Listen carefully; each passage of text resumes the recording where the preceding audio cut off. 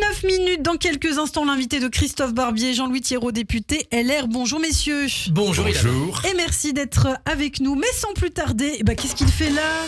Le mercredi matin, c'est Nicolas Rafale. Oui, c'est vrai. Bonjour aussi. Nicolas. Bonjour. Eh bien, allons-y pour une nouvelle chronique XXS légère à l'heure du slip et du café. Le monde se meurt d'apoplexie et nous devons réinjecter, nous autres gars de la roulotte, foutriquets de la joke. Nous devons quotidiennement réinjecter du drôle à la manière du bêta-carotène qui lui est injecté quotidiennement dans la fesse droite de Trump. Vous me demandiez, Ilana, la semaine dernière, c'est dans la fesse. Il est de plus en plus orange, Trump. On dirait Casimir. Je ne sais pas si l'heure des rires et des chants sera en novembre, mais c'est vrai que jaune sur les cheveux, orange sur la face, cravate rouge, il y a un côté Ronald McDonald. Venez comme vous êtes, on vous y file un Happy Meal.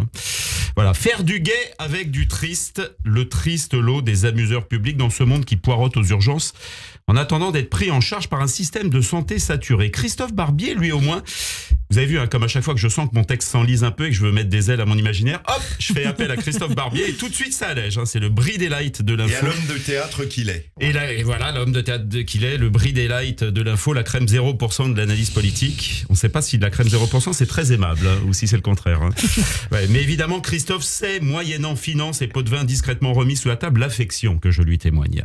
Lui au moins a compris avant tout le monde que c'était foutu d'avance. Il vient ici, pose une première question à l'invité, première question qui n'invite pas toujours à l'optimisme. Alors, LFI sorti de l'arc républicain, l'invité pris au saut du lit. Écoutez, monsieur Barbier, il n'est jamais tout à fait évident de répondre par l'affirmative à une question qui engage une responsabilité politique. Vous n'avez pas un petit café d'abord?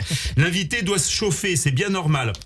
Christophe, pugilistique, enchaîne gauche-droite sur une seconde question qui, elle, invite par contre franchement au pessimisme. Vladimir Poutine, est-ce qu'on doit tout faire pour l'éliminer? L'invité qui n'a pas eu le temps de se remettre de la première question et qui pourrait bientôt avoir la responsabilité d'un mort sur la conscience hésite.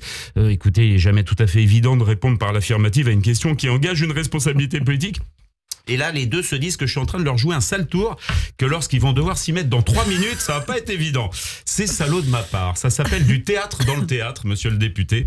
J'ai abattu ce 4e mur. C'est ce besoin de légèreté qui m'emporte. Je suis sûr que votre première question sera légère, Christophe. C'est quoi votre première question? L'hommage à Philippe de Gaulle. Ah oui, d'accord. Okay. C'est léger comme les âmes qui s'envolent vers les nuées. Oui, c'est ça. Est-ce que je peux me permettre de prendre votre place un instant? Allez-y. Ouais, allez, c'est parti. Depuis tout petit, je rêve de faire Christophe Barbier. J'avais 4 ans, mes parents, pour Noël, m'avaient acheté un guide du roteur de la Haute-Savoie. J'aurais pu faire un très bon Christophe Barbier. N'était le manque de talent, le fait de ne pas avoir bossé à l'école et une inaptitude totale à l'analyse politique. Vraiment, ça se joue à rien.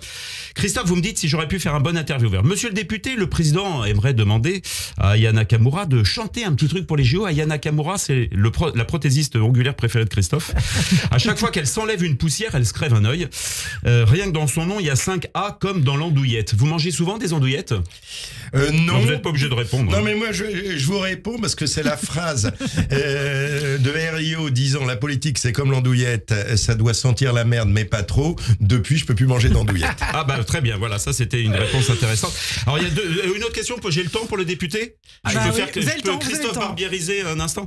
Alors, il y a 2 semaines, Hollande était à l'Élysée pour parler de l'Ukraine, il a parlé de consensus. Vous n'avez pas été outré, monsieur le député, par l'emploi de 3 gros mots dans une seule phrase, consensus?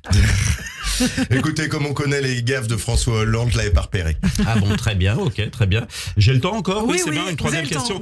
Alors, mal nommer les choses, on parle beaucoup de fin de vie, monsieur le député, en ce moment, c'est lourd. Mal nommer les choses, c'est ajouter du malheur.